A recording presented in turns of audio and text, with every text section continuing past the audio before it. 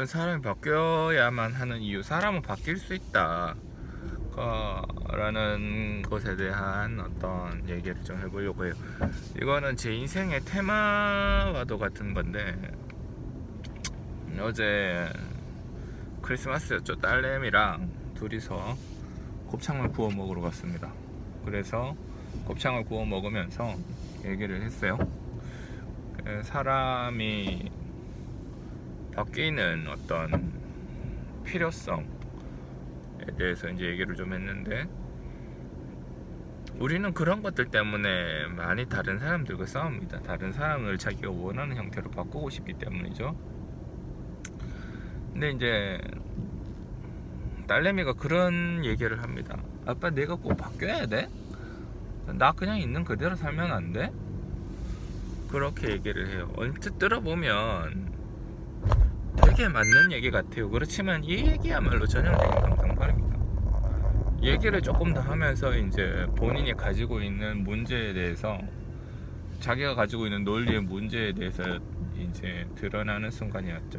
친구랑 싸웠어요, 딸내미가. 그리고 이제 뭐 토라져서 뭐 이제, 그래 걔랑은 더 이상 안 놀 거야, 이렇게 됐습니다. 왜 안 노는데? 약속을 했고 약속 시간에 나와야 되는데, 추운 겨울날 자기는 먼저 나와 있고 친구가 늦게 나와서 20분을 기다렸답니다. 덜덜덜 떨면서 기다렸는데, 근데 친구한테 야, 너 왜 늦었어? 늦지 마라고 했더니, 친구는 나는 집이 멀어서 늦었잖아 라고 얘기를 하면서 되게 오히려 자기한테 화를 냈다는 거예요. 그래서 그러면은 네가 나오는 시간을 계산을 해서 맞추든지 아니면 약속 장소를 옮기든지 했어야지. 그거를 뭐 사람 기다리게 하면 되나 했더니, 친구가 나 기분 나빠 집에 갈래, 이렇게 된 겁니다. 그래서 이제 그 친구랑 더 이상 안 논대요. 그래서 이제 물어봤죠. 너는 걔를 미워하니? 아니요, 아직까지 걔를 좋아한대요. 근데 걔랑 안 노는 건 손해잖아. 그런데 그런 식으로 약속 시간에 늦는 애랑은 계속 놀고 싶진 않대요. 걔랑 노는 게 재밌는데 걔도 성질을 내고 까칠하게 구는데 자기가 어떻게 걔랑 같이 놀 수 있겠느냐, 그런 얘기를 합니다. 그 말 맞죠? 그 말이 맞고, 그 친구가 약속 시간에 늦은 것도 잘못인 게 맞아요. 그리고 자기가 뭐 추운 데서 20분이나 오도오도 떨면서 별의별 생각 다 했을 텐데. 자, 그렇지만 이제 여기서 우리 딸내미가 간과하고 있는 사실이 있습니다. 자기는 그 친구랑 여전히 놀고 싶고, 그 친구가 시간 약속을 잘 지켰으면 좋겠어요. 그러니까 그 친구가 시간 약속 잘 지키기만 하면 자기가 그 친구랑 계속 잘 놀 수 있을 텐데, 이런 문제에 직면을 하게 됩니다. 20분 늦은 거 가지고 뭐 그렇게 난리냐, 그래 생각할 수도 있는데, 아닙니다. 사회생활에서 시간 약속은 대단히 중요합니다. 이게 점점 사이즈가 큰 일이 될수록 1, 20분 늦는 게 대단히 위험할 수 있죠. 그래서 근데 이제 우리 딸은, 그래서 아빠가 이제 얘기했죠. 그럼 너는 결국 걔가 시간이 늦는다는, 그러니까 시간 지각하는 거랑 요런 거를 좀 바꿔서 너랑 잘 놀고 싶은 거네 하니까 맞대요. 그렇습니다. 우리는, 사람은 태어나서 죽을 때까지 무수히 많은 것들을 바꿔가면서 삽니다. 사람이 바뀌지 않는다. 이게 전형적인 감성팔이에요. 전형적인 감성팔이. 바꾸는 과정에서 들어가는 시도와 노력이 힘드니까 거기에 대한 언급을 회피해버리는 거예요. 그래 놓고는 있는 그대로 산다, 뭐 자연인이다, 뭐 있는 그대로 산다, 뭐 그렇게 얘기하면 어지간히 좋은 얘기 같아 보이지만 아니에요. 사회생활을 하고 다른 사람들이랑 더불어 살아가면서 우리가 다른 사람들에게 무수히 많은 상처를 줍니다. 그 다음에 우리도 다른 사람들한테 무수히 많은 상처를 받고요. 그러는 과정에서 조금씩 자기를 고쳐가는 거예요. 그러니까 그게 안 되면 우리는 사회에서 배타받습니다. 배타됩니다. 뭐 이제 그러니까 요새 말하는 소위 핫한 주제로 좀 넘어가 볼게요. 여자들이 뚱뚱하다, 그러면 나는 뚱뚱한데 사람 빼고 그냥 살면 안 되나요? 되죠. 그럼 뭐 안 될 거 뭐가 있어요? 근데 자기 인생에 결론적으로는 마이너스가 돼요. 앞으로 계속 자기 스스로를 개발하고 깎고 나가는 상태에서 외모가 뛰어난 여성들이 아무래도 사회적인 생활에서 유리하거든요. 유리하고 더 많은 점수를 받고 합니다. 그러니까 이런 것들이 훨씬 더 좋은데, 그 다음에 그렇게 하면서 이제 자기가 좀 더 높은 퀄리티로 올라갈 수 있는 거죠. 그런데 그게 안 되고 그걸 할 수 있는데도 하지 않는다. 이런 것들은 뭐 도덕적인 잘못을 매기기에는 좀 어렵지만, 그러나 최소한 자기 자신한테는 잘못하는 거예요. 남자들이 있다고 칩시다. 능력이 없어. 공부를 안 했네.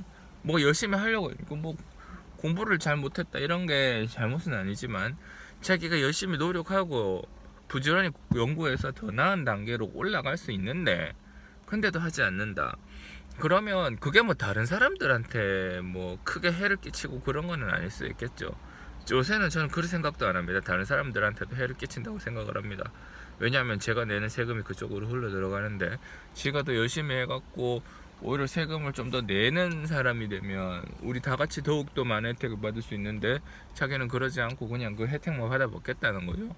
그러니까 이제 다른 사람들한테도 이제 요즘처럼 우리처럼 세금을 많이 내는 나라에서는 잘못됐다고 생각을 하는데, 뭐 하여튼 그거는 좀 제껴두고 그래요. 그래서 남자도 아무런 능력이 없다, 천재 쓸데없는 남자다, 그렇게 되면 다른 사람은 몰라도 자기 자신한테는 분명히 죄를 짓고 있는 거예요. 그런 사람들을 누가 좋아하나요? 아무도 좋아하지 않습니다. 적어도 사람들끼리 만났을 때 얘는 어떠한 능력을 가지고 있고, 우리가 대화를 통해서 이러한 능력을 자기에게 사용해서 우리 서로가 윈윈, 자기도 자기의 능력을 저 사람한테 베풀어주고 저 사람도 자기의 능력을 나에게 베풀어주면서 서로 윈윈하는 그런 상태가 되기를 바라죠. 누구나 비록 남자 여자와의 관계뿐만 아니라 남자 여자의 관계에서도 그렇습니다. 그래서 이러한 상황들은 항상 바꿔가는 거죠. 개원을 할 때도 이제 저는 치과 의사니까 대한민국에 치과가 얼마나 많습니까? 얼마나 많은데 그 중에도 잘 되는 치과들이 존재하고 망해 나가는 치과들이 있어요. 그 차이는 뭘까? 변화에 대한 수용입니다. 변화에 대한 수용이고 자기 자신을 더 높은 단계로 업그레이드 시키려고 하는 노력입니다. 아, 옆에 치과가 하나 더 들어왔으니까 또 힘들겠네. 물론 그럴 수 있죠, 상대적으로. 그렇지만 제가 이때까지 겪은 바에 의하면 저의 내재적인 요인에 의해서 병원의 환경이 훨씬 많이 변화합니다. 주변에 치과 한두 개가 더 들어와서 우리 병원의 수익이 줄어드는 게 아니라, 제가 마음이 나태해지고 제가 마음이 풀어지고 하면은 병원의 수익이 줄어듭니다.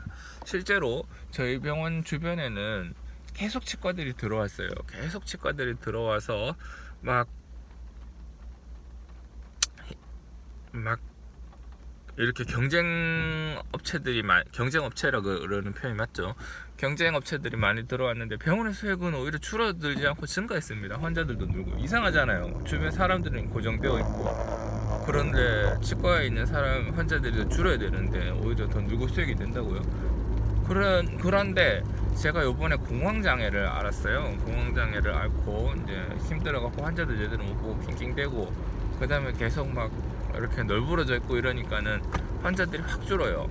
그러니까 이때 느낀 겁니다. 아, 이제 외부에 의한 요인보다 내재적 요인이 훨씬 강력하다. 뭐 외부에 의한 요인도 영원일 수는 없겠지만 내재적 요인이 훨씬 강력하다.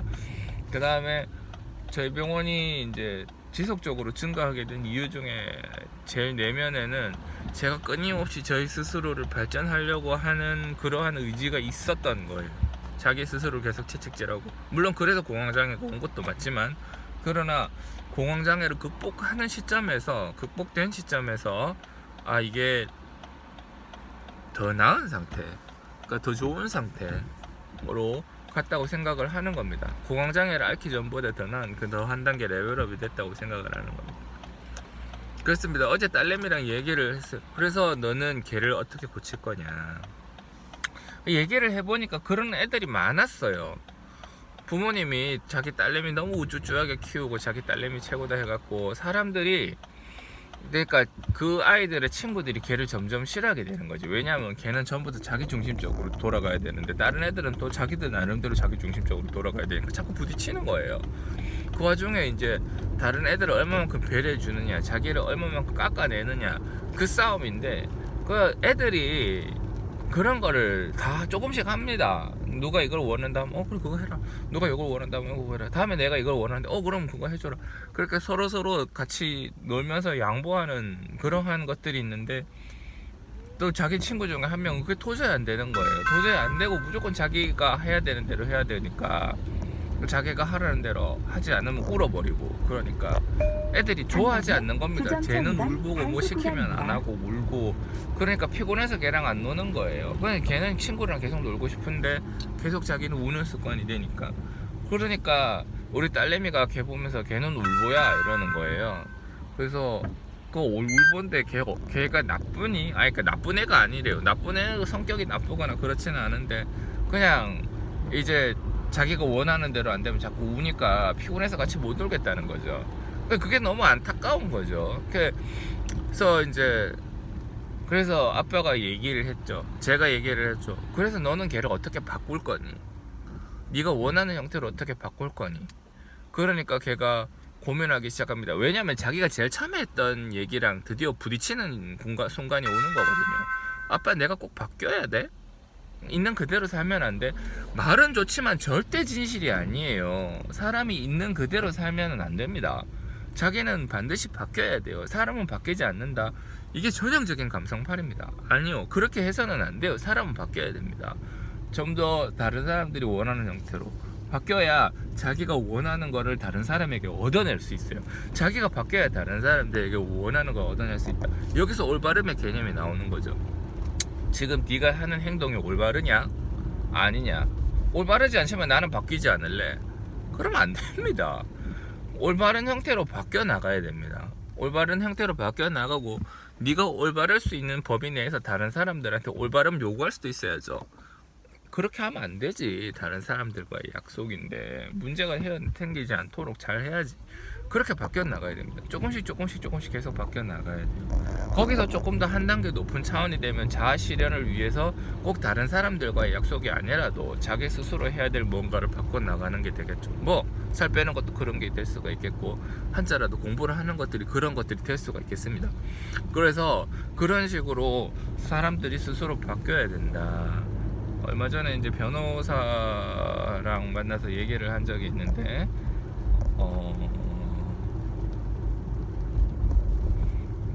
뒤에 있는 저기 인천지방법원 안쪽에 구치소를 가르치면서 저기에 있는 사람들이 3,000명이 넘는다. 저 사람들 바뀌지 않는다. 안 바뀌니까 저기 있는 사람도 바뀌지 않는다. 안 바뀌니까 저기 있는 거다. 그렇게 얘기를 합니다. 맞습니다. 그 변호사님은 이제 사람이 바뀌지 않는다는 말을 하려고 하신 것 같은데요. 제 생각에는 아니요, 사람이 바뀌지 않으면 저기 안에 있는 구치소에 들어가게 된다. 이렇게 이해가 됐습니다. 물론 변호사님이 얘기하려고 하는 의도는 아니었겠지만 그렇습니다. 본인들의 가능성을 믿고 본인의 뼈를 깎는 고통 속에서 자기 자신을 조금씩 바꿔가는 것, 그게 올바릅니다. 그게 자기 자신의 인생에 대한 책임이 아닐까 그렇게 생각을 합니다.